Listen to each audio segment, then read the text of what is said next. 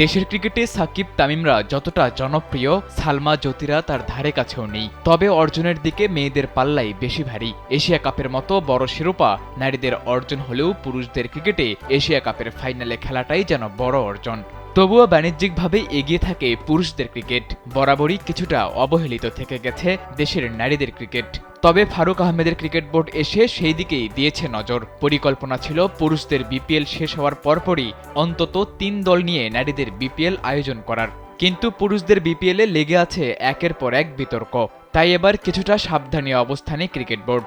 জানা গেছে নারীদের বিপিএল আয়োজনের ক্ষেত্রে তাড়াহুড়াও করতে চায় না বিসিবি। তবে ইতোমধ্যে বিসিবি প্রথম নারী বিপিএল টুর্নামেন্টের জন্য ইভেন্ট ম্যানেজমেন্ট সংস্থাগুলোর এক্সপ্রেশন অফ ইন্টারেস্ট প্রক্রিয়া শুরু করেছে। অবশ্য এর আগে ২০২৩ সালেও শোনা গিয়েছিল বিসিবির এমন পরিকল্পনার কথা, যার কোনো বাস্তবায়ন এখনও দৃশ্যমান নয়। তবে এবার বিসিবির নতুন পরিচালক নাজমুল আবেদিন ফাহিম স্পষ্টতই জানিয়েছিলেন, ছেলেদের বিপিএল এর পরই মাঠে গড়াবে মেয়েদের বিপিএল।